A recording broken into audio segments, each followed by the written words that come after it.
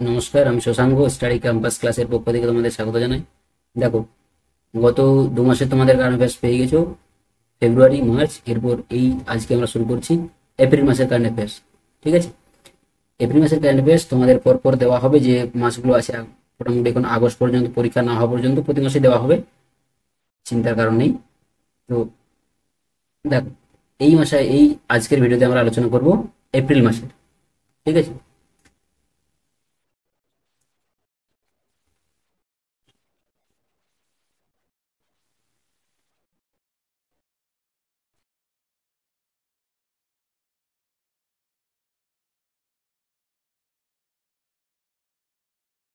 হ্যাঁ দেখো, প্রথমে কিছু গুরুত্বপূর্ণ দিনগুলো আমরা দেখে নিই। যে বিশ্ব স্বাস্থ্য দিবস পালন করা হয়, বিশ্ব স্বাস্থ্য বলতে ওয়ার্ল্ড হেলথ ডে। ঠিক আছে, 7th এপ্রিল, 7th এপ্রিল হয়। এই বছরের থিম ছিল my health and my right. ঠিক আছে, মাই হেলথ কমা দিয়ে my right, world health day. এরপর দেখো বিশ্ব হোমিওপ্যাথি ডে, 10th এপ্রিল। এই বছরের থিম ছিল হেমিও হেমিও পরিবার and one health in one family. থিমটা দেখবি একটু। এরপর দেখো আম্বেদকর জয়ন্তী, 14 এপ্রিল পালন করা হয়। আম্বেদকর জানো, যিনি আমাদের ফাদার অফ ইন্ডিয়ান কনস্টিটিউশন বলা হয়, আম্বেদকর, বি আর আম্বেদকর। জন্মসালটা 1891 সালটা পড়ে না। জাতীয় সিভিল সার্ভিস দিবস পালন করা হয়, civil service, national civil service day, 21 April. ঠিক আছে, 21 এপ্রিল। বিশ্ব বিশ্ব পৃথিবী দিবস, ওয়ার্ল্ড আর্থ ডে। ঠিক আছে, মাদার আর্থ ডে বলা হয় এটাকে, আবার মাদার আর্থ ডে বলা হয়। ঠিক আছে, mother earth day, 22 April. Planet and plastic, এইটা কিন্তু অনেক আসতে পারে যে plastic and planet versus planet করে। ঠিক আছে, আগে কিন্তু প্ল্যানেট, তারপর প্লাস্টিক। ওকে, এরপর দেখো নেক্সট হচ্ছে জাতীয় পঞ্চায়েতি রাজ দিবস। পঞ্চায়েতি রাজ, জানা পঞ্চায়েতি রাজ, এই দিন আমাদের ইলেকশন কমিশন হয়েছিল, গঠন হয়েছিল। ঠিক আছে, স্থাপন করা হয় প্রথম যে, সেই হচ্ছে পঞ্চায়েত ইলেকশন, এই পঞ্চায়েত রাজ দিবস।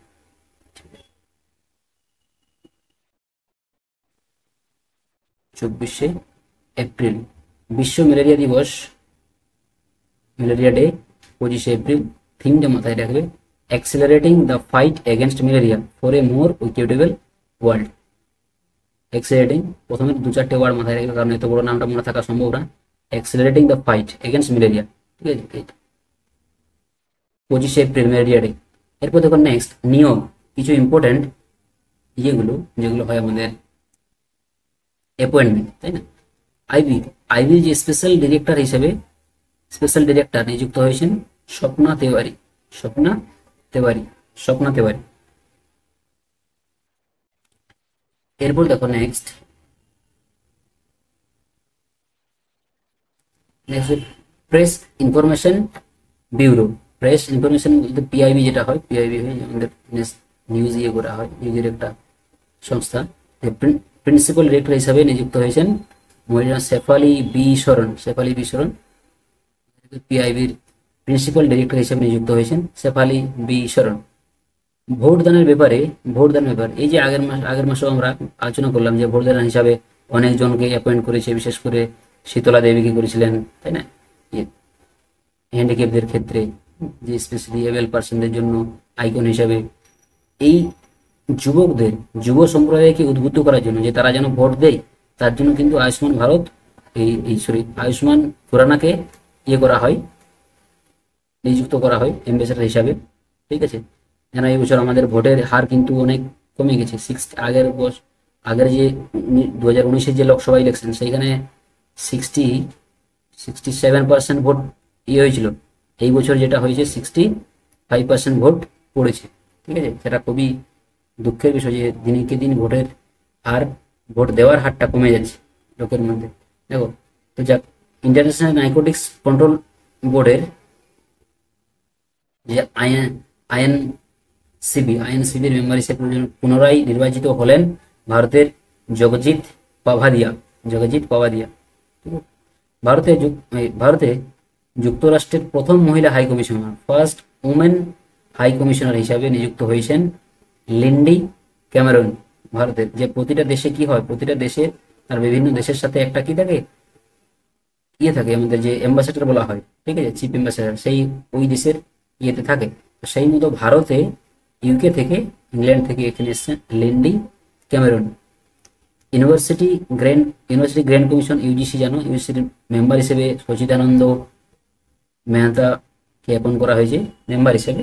চিফ চিফ আলাদা, জগদীশ বা জগদীপ কিছু একটা করে নাম, একটা চিফের আমাদের ইউনিভার্সিটি ইউজিসি চিফ, চেয়ারপারসন।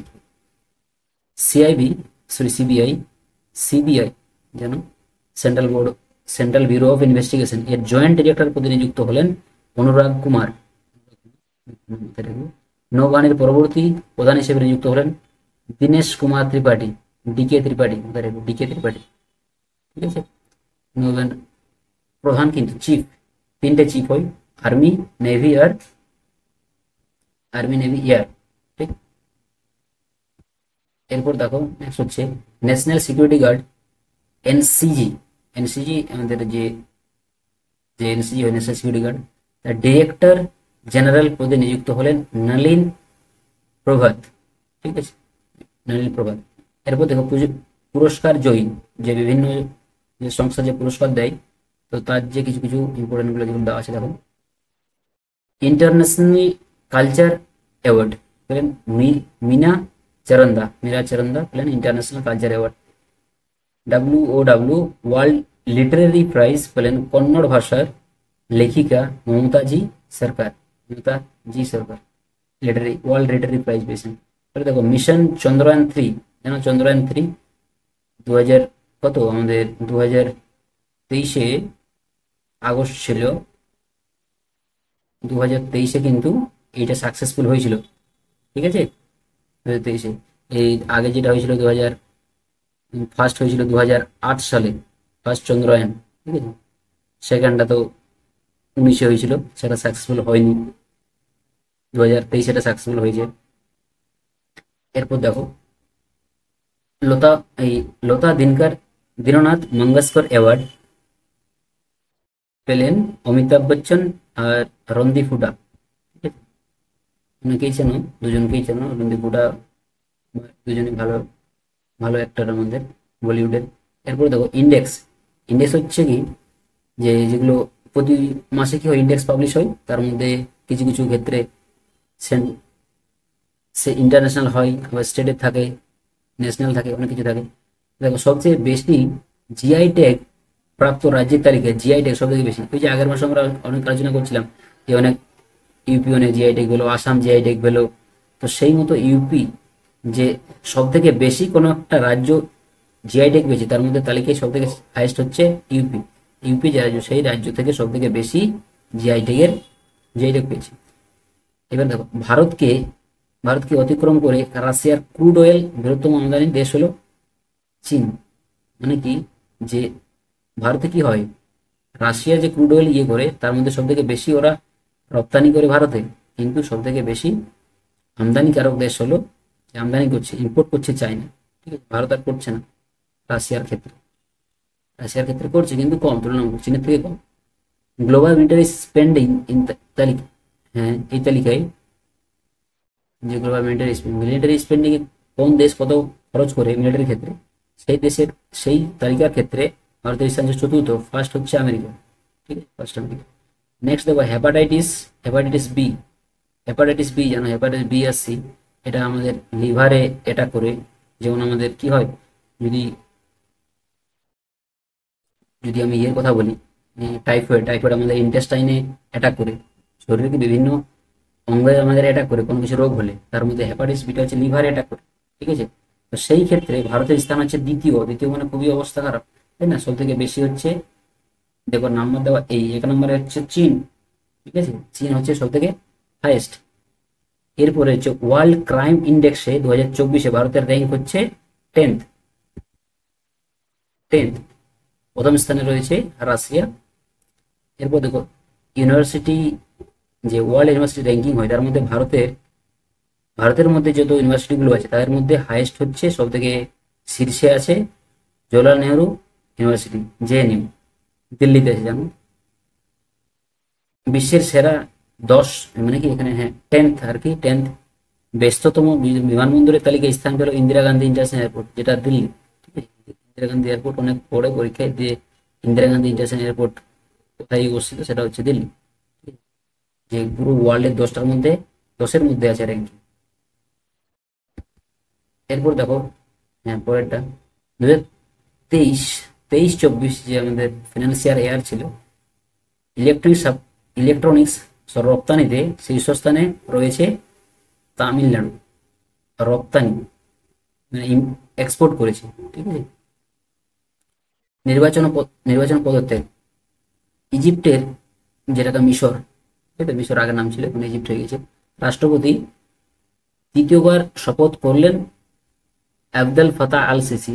এই লোকটা মানে ইনি এসেছিলেন 2026 সালে, এই 2026 জানুয়ারি, আগের বছর বলতে 2023-এ চিফ গেস্ট হিসাবে ছিলেন। ঠিক আছে, চিফ গেস্ট ছিলেন 26 জানুয়ারি, রিপাবলিক ডেতে। এবার ইন্দোনেশিয়ার রাষ্ট্রপতি হিসাবে নির্বাচিত হলেন প্রাবোও সুবিয়ান্তো। ঠিক আছে, নামটা একটু দেখে নিন, নামগুলো একটু একটু অড নাম, এগুলো এদের বিদেশি নামগুলো। ইন্দোনেশিয়া। এবার খেলাধুলো দেখো, খেলাধুলো ইম্পর্টেন্ট গুলো, খেলাধুলো কিন্তু মাথায় রাখবে যে বাকি যতগুলো ইয়ে হয়, বিশেষ করে অ্যাপয়েন্টমেন্ট বা নিয়োগ থেকে, সেইখান থেকে খেলাধুলোটা এই দুটো কয়েকটা আছে যেগুলো প্রচুর রিসেন্ট যে অ্যাপয়েন্টমেন্ট হয়, কোনো পদত্যাগ করেন কোনো ব্যক্তি, বা বিশেষ করে অ্যাওয়ার্ড আর খেলাধুলো, এইগুলোর থেকে কোশ্চান বেশি হয়, বেশি আসার চান্স থাকে। ঠিক আছে, এগুলো কখনোই ইয়ে করবে না। 1 নম্বর, পাকিস্তানের ওডিআই ও টি20 টিমের হেড কোচ হিসেবে অ্যাপয়েন্ট হয়েছে গ্যারি ক্রিস্টেন। জানো 2011 সালে যে ওয়ার্ল্ড কাপ হয়েছিল, সেই ওয়ার্ল্ড কাপের কোচ ছিলেন কিন্তু গ্যারি ক্রিস্টেন। ঠিক আছে, রেসলিং ফেডারেশন ইন্ডিয়ার অ্যাথলেটস কমিশন চেয়ারম্যান হিসাবে নিযুক্ত হলেন নরসিং যাদব। নেক্সট হচ্ছে দেখো, একমাত্র ভারতীয় ওয়েটলিফটিং এর ক্ষেত্রে এই যে অলিম্পিক শুরু হয়ে গেছে, যে প্যারিস অলিম্পিক, সেইখানে কিন্তু একমাত্র ওয়েটলিফটার হিসেবে ওইখানে কোয়ালিফাই করেছে। ঠিক আছে, প্যারিস অলিম্পিকে মীরাবাই চানু, এটা অনেকবার এসছে। মীরাবাই চানু কোন ক্লাসের সাথে যুক্ত? আগের বছর বলতে 2021 সালে, যে 20তে টোকিও অলিম্পিক 21-এ হয়েছিল, সেইখানে কিন্তু তিনি সিলভার জিতেছিলেন। ঠিক আছে, পুরুষ ও মহিলা উভয় বিভাগে ন্যাশনাল খোখো চ্যাম্পিয়নশিপ হয়েছে মহারাষ্ট্র, দুটো বিভাগে কিন্তু।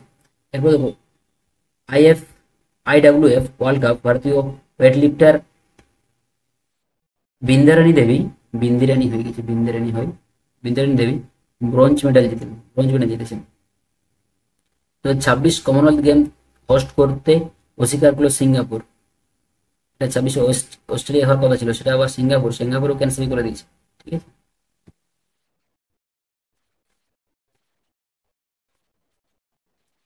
এরপর দেখো, প্যারিস অলিম্পিকে প্রথম ভারতীয় মহিলা জুরি, এটা বিশাল ইম্পর্টেন্ট। ঠিক আছে, প্রথম ভারতীয় মহিলা জুরি মেম্বার হচ্ছেন বিলকিস মির।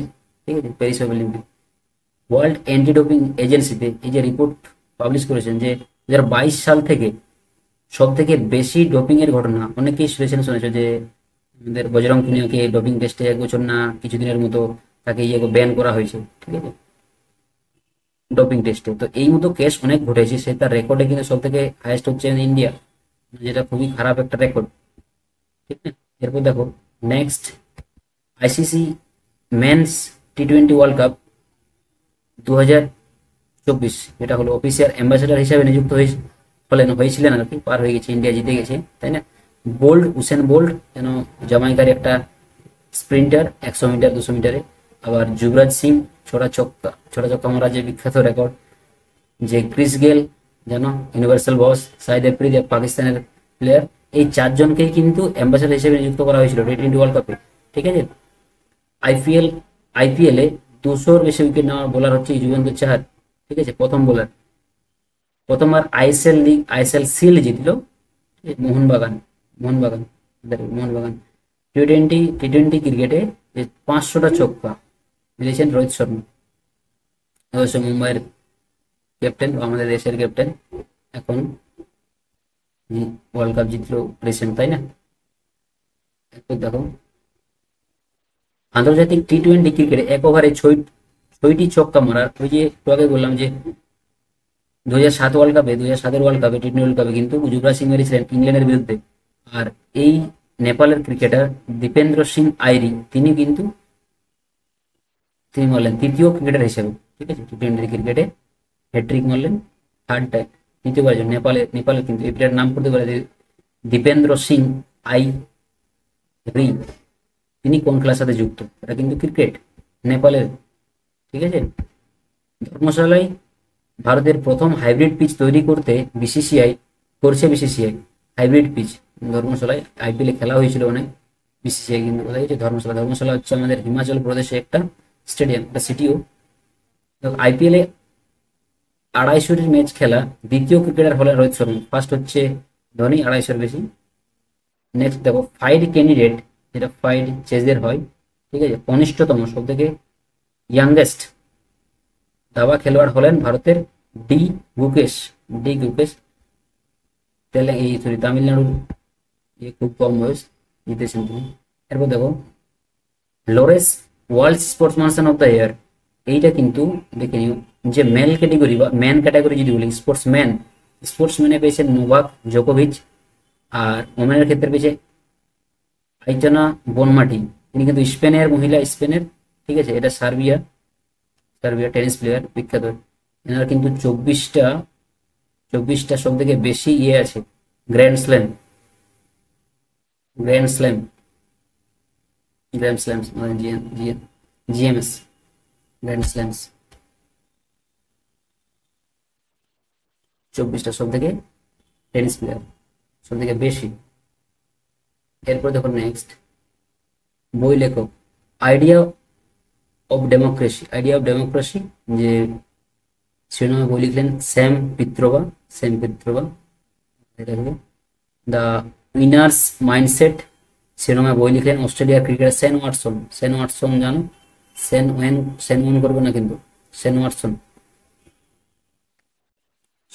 এখনো কিন্তু তিনি বাঁচা আছেন, সেন ওয়ান কিন্তু মারা গেছেন আগের বছর। হেভেনলি আইল্যান্ডস অফ গোয়া, এই যে বইটা আগের মাসেও কিন্তু আমরা পড়েছিলাম, একটা বইয়ের নাম ছিল সেই হেভেনলি আইল্যান্ডস অফ গোয়া। তিনিও কিন্তু আরেকটা বই লিখেছেন PS শ্রীধরন পিল্লাই, গোয়ার গভর্নর কিন্তু। দেখো নাইফ শিরোনামে আত্মজীবনী লিখলেন ব্রিটিশ আমেরিকান লেখক সালমান রুশদি, খুবই ইম্পর্টেন্ট। এই সবগুলো বইয়ের থেকে যদি ইম্পর্টেন্ট বলি তাহলে এটা, ঠিক আছে, নাইফ মাথায় রেখো, নাইফ সালমান রুশদি। এরপর দেখো যোজনা ও অভিযান, হ্যাঁ দুটো আছে বলছেন। মুখ্যমন্ত্রী মহিলা সম্মান যোজনা লঞ্চ করলো দিল্লি সরকার। হচ্ছে গার্ল চাইল্ড এম্পাওয়ারমেন্ট মিশন, এইটা লঞ্চ করলো কিন্তু এনটিপিসি। অনেকেই কোনো একটা রাজ্য সরকার নাম করবে বা কোনো একটা স্বাধীন সংস্থার নাম করবে হয়তো, কিন্তু এনটিপিসি এটা করতে পারে বলে আন্দাজে কিন্তু অ্যান্সার করা যাবে না, ঠিক আছে। আমাদের এনটিপিসি করেছে এটা, গার্ল চাইল্ড এম্পাওয়ারমেন্ট মিশন। এবার দেখো ব্যাংক অর্থনীতি থেকে কয়েকটা ইম্পর্টেন্ট কোশ্চেন। ফোনপের মাধ্যমে ইউপিআই পেমেন্ট শুরু করলো সংযুক্ত আরব আমিরাত বলতে যে ইউএই, ঠিক আছে, আবুধাবি যে ক্যাপিটাল, তিনি এইখানে শুরু করা হয়েছে ভারতের ইউপিআই। নেক্সট হচ্ছে নতুন অর্থ কমিশনের মেম্বার হিসেবে নিযুক্ত হলেন মনোজ পান্ডে। পানাগারি আমাদের হয়েছে, পানাগারি রিসেন্ট হয়েছে চিফ নতুন অর্থ 16th পানাগারি 16th ফাইন্যান্স কমিশন, তার মধ্যে যে মেম্বার হিসাবে এই মনোজ পান্ডাকে নিযুক্ত করা হয়েছে। এরপর দেখো ইন্টারন্যাশনাল মনিটারি ফান্ড এর ম্যানেজিং ডিরেক্টর পদে পুনরায় নিযুক্ত হলেন ক্রিস্টালিনা জিওর্জিভা, ঠিক আছে, IMF এর ম্যানেজিং ডিরেক্টর MD নিযুক্ত। এবার দেখো বিজ্ঞান ও প্রযুক্তি, IIT বোম্বেতে ক্যান্সার জন্য জিন থেরাপি লঞ্চ করলো আমাদের রাষ্ট্রপতি Draupadi Murmu. Gene therapy IIT বোম্বেতে শুরু হয়েছে ক্যান্সারের জন্য। এরপর দেখো সারা নামে একটি generative AI health assistant launch করলো বিশ্ব স্বাস্থ্য সংস্থা, যেটা আমাদের WHO বলে জানি, ওয়ার্ল্ড হেলথ অর্গানাইজেশন, যার হেডকোয়ার্টার হচ্ছে জেনেভা। পশ্চিমবঙ্গের জুনপুট গ্রামে, দেখো জানো আমাদের যে বেশিরভাগ যতগুলো ডিআরডিও এক্সপেরিমেন্ট করে, যে রকেটের বা লঞ্চিং কিছু, এগুলো সবগুলো হয় উড়িষ্যার, উড়িষ্যাতে, উড়িষ্যাতে। সেই তার জন্য লোড অনেক হচ্ছিল, ঠিক আছে, তাই সেই লোডটার জন্য, লোড কমানোর জন্য, সেই লোড কমানোর জন্য পশ্চিমবঙ্গের আমাদের জুনপুট গ্রামে একটা নতুন ইয়ে করা হবে, ডিআরডিও সেখান থেকে টেস্টিং ইয়ে করবে, ঠিক আছে। 2047 সালে ভারত তার পারমাণবিক শক্তি উৎপাদন 1 লক্ষ মেগাওয়াট বাড়াবে। এমডাব্লিউ, মেগাওয়াট, এমডাব্লিউ, ঠিক আছে, 1 লক্ষ মেগাওয়াট 2047 সালের মধ্যে, টাইম লিমিটটা। রাশিয়ার থেকে 24টি ইগলা SNT এয়ারক্রাফট মিসাইল পেল ভারত। কোন দেশের থেকে? তাহলে রাশিয়ার থেকে, ঠিক আছে, ভারত পেয়েছে 24টি। এরপর দেখো সি ডোম নামে ডিফেন্স সিস্টেম মোতায়েন করলো ইসরায়েল। যেন ইসরায়েল প্যালেস্টাইনের যুদ্ধ চলছে অনেকদিন থেকে, তো তাদের মধ্যে ইয়ে করলো ডিফেন্স সিস্টেমকে ইয়ে করার জন্য সি ডোম নামে একটা ডিফেন্স সিস্টেম করতে পারে। কোন দেশ ইয়ে করেছে, মোতায়েন করেছে, তাহলে সেটা হবে ইসরায়েল, ঠিক আছে। এরপর দেখো নেক্সট 2040 সালে চন্দ্রয়ান 4 লঞ্চ করা হবে। এই যে রিসেন্ট আগের বছর 2023-এ লঞ্চ করা হয়েছিল চন্দ্রয়ান 3, তাহলে চন্দ্রয়ান 4 লঞ্চ করা হবে 40-এ, ঠিক আছে, ভারত লঞ্চ করবে। 2030 সালে, আমি আগের মার্চ মাসে তোমাদের বললাম যে 2030-এর মধ্যে কি হবে, ধ্বংসাবশেষ মুক্ত মহাকাশ অভিযান লক্ষ্যের স্থির করলো ভারত, তাই না? এটা আগের ইতি বলে দিয়েছিলাম আমি, মাথায় রাখবে। ধ্বংসাবশেষ, কোনো ডেব্রিস থাকবে না এখানে স্পেসে। ফিলিপিন্সকে ব্রাহ্মোস নামে ক্রুজ মিসাইলের প্রথম ব্যাচ প্রদান করলো ভারত।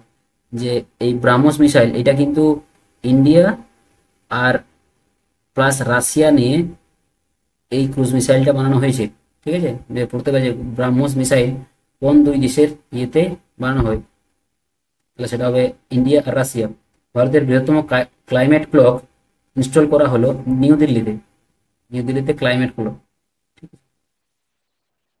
এরপর দেখো পোস্ট, বিশ্বের প্রথম নিউক্লিয়ার এনার্জি সামিট অনুষ্ঠিত হলো বেলজিয়ামে।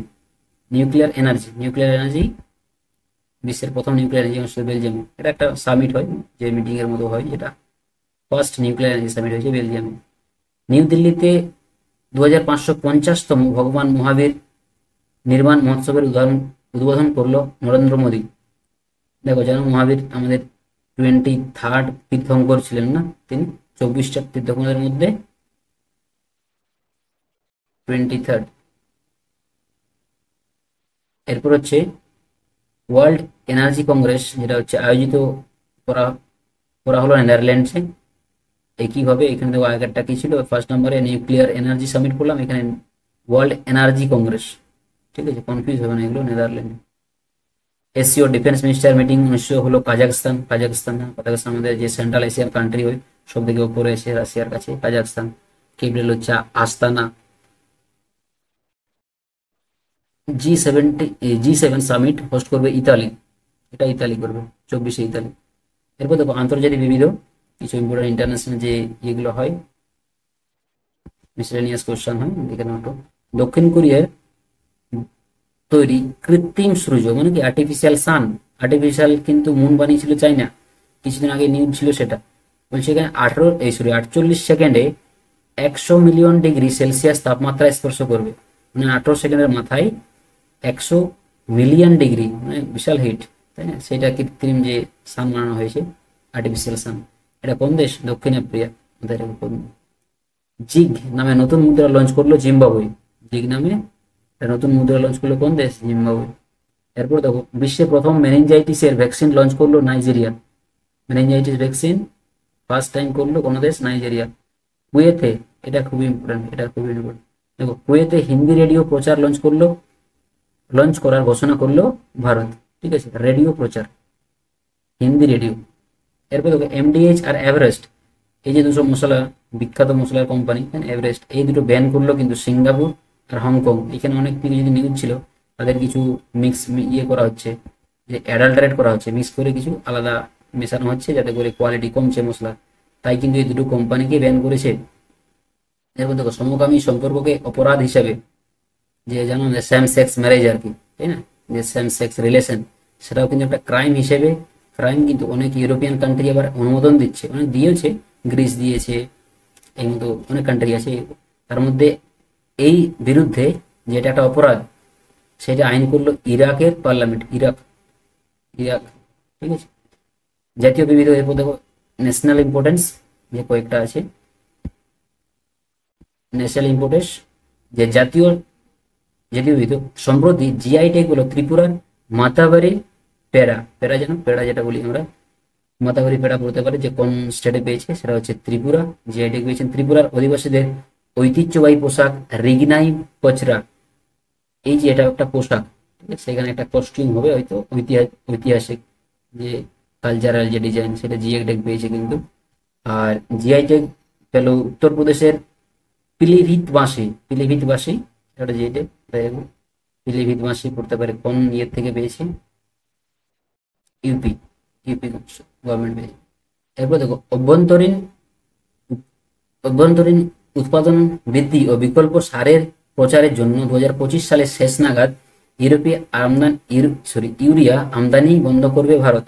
মানে কি, যে বিশেষ করে আমাদের যে সেলফ ইন্ডিপেন্ডেন্ট হওয়ার জন্য ভারত কি অন্য দেশ থেকে যে ইউরিয়া বানানোর জন্য বাকি যে ম্যাটেরিয়ালস গুলো নিয়ে আসে অন্য দেশ থেকে, সেইগুলো আনবে না, নিজের দেশেই বানাবে, ঠিক আছে। তো সেই সালটা বলছে 2025-এর মধ্যে কিন্তু টার্গেট নিয়েছে, ঠিক আছে। ইউরিয়া আমদানি বন্ধ করবে, তারপর থেকে আমদানি করবে না, নিজের দেশেই উৎপাদন করা হবে ইউরিয়া বা জাতীয় জৈব সার, জানো খুবই কম দামে পাওয়া যায়। মহারাষ্ট্রের মিরাজ সেতার বা তানপুরা, তাহলে মিরাজ সেতার আর তানপুরা পড়তে পারে, যে জিআই ট্যাগ পেয়েছে রিসেন্টলি, সেই দুটো, সেইটা কোন কোন স্টেটে ইয়ে করা হয়, ঠিক আছে, বা কোন স্টেটের পেয়েছে, তাহলে সেটা হবে মহারাষ্ট্র, ঠিক আছে।